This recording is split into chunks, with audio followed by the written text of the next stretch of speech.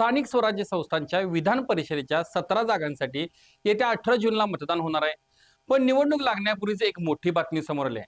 17 पैकी तब्बल 6 जागांवर थेट बिनविरोध निवडणूक करण्यात महायुतीला यश आलंय. महाराष्ट्राच्या राजकीय पटलावर महायुतीनं महाविकास आघाडीला मोठा चेकमेट दिला आहे. या 6 जागांवर नक्की काय राजकारण घडलं? महाविकास आघाडीच्या उमेदवारांनी अचानक अर्ज मागे का घेतले? आणि या 6 जागांच्या विजयामुळे 18 जूनला उर्वरित 11 जागांवर होणाऱ्या निवडणुकीत महायुतीचं पारडं कसं जड झाले याचा आढावा आज आपण घेणार आहोत. त्यामुळे व्हिडिओ शेवटपर्यंत नक्की पहा. नमस्कार, मी हर्षवर्धन भोसले, सकलम मध्ये आपले स्वागत आहे. सर्वात आधी आपण हे जाणून घेऊया की 17 पैकी नेमक्या त्या कोणत्या 6 जागा आहेत जिथे महायुतीचे उमेदवार बिनविरोध विजयी झाले आहेत. पहिली आहे ठाणे पालघर मतदारसंघ, ज्या ठिकाणी शिवसेना शिंदे गटाचे रवींद्र फाटक विजयी झाले आहेत. दुसरी आहे पुणे मतदारसंघ, ज्या ठिकाणी राष्ट्रवादी काँग्रेस अजित पवार गटाचे विक्रम काकडे बिनविरोधी निवडून आले आहेत. तिसरी आहे रायगड रत्नागिरी सिंधुदुर्ग मतदारसंघ, ज्यामध्ये राष्ट्रवादी काँग्रेस अजित पवार गटाचे अनिकेत तटकरे बिनविरोध निवडून आले आहेत. चौथे आहे वर्धा चंद्रपूर गडचिरोली मतदारसंघातील भारतीय जनता पक्षाचे अरुण लखानी हे बिनविरोध निवडून आले आहेत. पाचवे आहेत यवतमाळ मतदारसंघातील शिवसेना शिंदे गटाचे दुष्यंत चतुर्वेदी. आणि 6वे आहेत अहिल्यानगर मतदारसंघातील भाजपचे प्राजक्त तनपुरे हे बिनविरोध निवडून आले आहेत. या आकड्याकडे पाहिलं तर एक गोष्ट स्पष्ट होते की महायुतीने आपल्या अंतर्गत जागांचं वाटप इतकं चोख ठेवलं की भाजपला 2, शिंदे सेनेला 2 आणि अजित पवार गटाला 2 अशा समसमान जागा मिळाल्या. आणि या 6 जागांवर महायुतीची अंतर्गत शिस्त दिसून आली. आता आपण वळूया सर्वात महत्वाच्या प्रश्नाकडे. असं काय राजकारण घडलं की विरोधी उमेदवारांनी मैदान सोडलं? प्रत्येक मतदारसंघात एक वेगळी स्क्रिप्ट लिहिली गेली होती. चला एका एका मतदारसंघाचा सखोल वेध घेऊया. सर्वप्रथम पाहूया ठाणे पालघर मतदारसंघ. ठाणे हा मुख्यमंत्री एकनाथ शिंदेचा बालेकिल्ला. इथे शिंदे सेनेचे रवींद्र फाटक रिंगणात होते. महाविकास आघाडीकडून अभिजित पवार यांनी अर्ज दाखल केला होता. ठाणे पालघर स्थानिक स्वराज्य संस्थेमध्ये महायुतीचं संख्याबळ आधीपासूनच जास्त होतं. शिंदे सेना आणि भाजपची मिळून 790 मते होती, तर महाविकास आघाडीकडे 130च्या आसपास मतांची गोळाबेरीज होती. सूत्रांच्या माहितीनुसार महाविकास आघाडीला जाणीव झाली होती की इथं जिंकणं अशक्यप्राय आहे. माजी मुख्यमंत्र्यांच्या होम ग्राउंडवर उगाच मोठी हार पत्करण्यापेक्षा पडद्यामागील तडजोडी अंती महाविकास आघाडीच्या उमेदवारांनी अर्ज मागे घेतला. ठाण्याच्या इतिहास पहिल्यांदाच ही निवडणूक बिनविरोध झाली. हे शिंदेच्या वाढत्या ताकदीचे लक्षण आहे. आता पाहूया पुणे मतदारसंघ. पुण्यात अजित पवार यांच्या राष्ट्रवादीचे विक्रम काकडे बिनविरोध आले. इथे शरद पवार गटाचे श्रीकांत पाटील आणि भाजपचे बंडखोर प्रदीप कंदे यांनी माघार घेतली. पुण्यात अजित पवारांची स्थानिक स्वराज्य संस्थांवर असणारी पकड सर्वश्रुत आहे.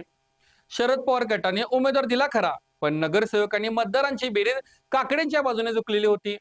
मतफुटी आणि अपक्षांची भीती दाखवून महायुतीने महाविकास आघाडीच्या उमेदवाराला माघार घेण्यास भाग पाडलं. मुख्यमंत्री फडणवीस यांची भेट झाल्यानंतर भाजपचे बंडखोर प्रदीप कंदे यांनी माघार घेतली, तर अजित पवार गटाचे नेते दिलीप वळसे पाटील यांनी मुंबईमध्ये शरद पवारांची भेट घेतल्यावर श्रीकांत पाटील यांनी माघार घेतली. आता पाहूया रायगड रत्नागिरी सिंधुदुर्ग मध्ये काय झाले. कोकणातलं राजकारण तर थेट हाय व्होल्टेज ठरलं. सुनील तटकरे यांचे सुपुत्र अनिकेत तटकरे यांच्या विरोधात उद्धव ठाकरे गटाचे बाळ माने उभे होते. लढत चुरशीची होईल असं वाटत असताना बाळ मानेंनी रत्नागिरी जिल्हाधिकारी कार्यालयात जाऊन आपला अर्ज मागे घेतला.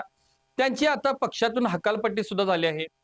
विशेष म्हणजे अनिकेत तटकरे यांच्या विरोधात शिंदे सेनेचे आमदार महेंद्र दळवी यांची कन्या जुईली. तसेच शेकापचे अरविंद म्हात्रे व ऍडव्होकेट मानसी म्हात्रे यांनी देखील अर्ज भरला होता. कोकणात महायुतीचे विशेषतः उदय सामंत आणि तटकरे परिवाराचे जे नेटवर्किंग आहे त्यामुळे महाविकास आघाडीचे संख्याबळ टिकू शकले नाही. आता पाहूया वर्धा चंद्रपूर गडचिरोली मतदारसंघात काय झाले. विदर्भातील या मोठ्या क्षेत्रात भाजपचे अरुण लखानी रिंगणात होते. विदर्भात स्थानिक स्वराज्य संस्थांमध्ये भाजपची गणिते अत्यंत पक्की आहेत. काँग्रेस आणि महाविकास आघाडीच्या नेत्यांमध्ये इथे उमेदवारीवरून आधीच अंतर्गत मतभेद होते. भाजपच्या विजयासाठी काँग्रेसमधीलच काही मंडळी सक्रिय होती असा गंभीर आरोप अर्ज माघारी घेतलेले काँग्रेसचे उमेदवार शैलेश अग्रवाल यांनी केला आहे. आता पाहूया यवतमाळ मतदारसंघात काय झाले. शिवसेना शिंदे गटाचे दुष्यंत चतुर्वेदी येथून बिनविरोध आले आहेत. चतुर्वेदी परिवाराचा यवतमाळमधील स्थानिक संस्थांवर मोठा प्रभाव आहे. महाविकास आघाडीतील अंतर्गत गटबाजी आणि स्थानिक नेत्यांनी प्रचारात दाखवलेली अनास्था यामुळे महाविकास आघाडीच्या उमेदवाराला समजले की लढाई एकतर्फी आहे. परिणामी त्यांनी अर्ज मागे घेतला. आता नजर टाकूया अहिल्यानगर मतदारसंघावर. अहिल्यानगर मध्ये भाजपच्या रणनीतीला मोठं यश मिळालं. या यशामागे 2 कारणे आहेत. पहिले म्हणजे विखे पाटील आणि भाजपच्या स्थानिक पळीने केलेली मोर्चेबांधणी, ज्यामुळे विरोधकांचे मनोधैर्य खचले. आणि दुसरं कारण म्हणजे महाविकास आघाडीला येथे क्रॉस वोटिंगची असणारी दाट शक्यता. विशेष म्हणजे या ठिकाणी 5 पैकी 4 उमेदवारांनी अर्ज मागे घेतल्याने भाजपच्या रणनीतीचे कौतुक होत आहे. आता सर्वात मोठा राजकीय प्रश्न, महायुतीचे 6 उमेदवार बिनविरोध येतात, ज्यामध्ये शिंदे सेनेचे 2, अजित पवार गटाचे 2 आणि भाजपचे 2 आहेत. पण महाविकास आघाडीला एकही जागा बिनविरोध करता आली नाही. ही महाविकास आघाडीसाठी नामुष्की नाही तर काय आहे?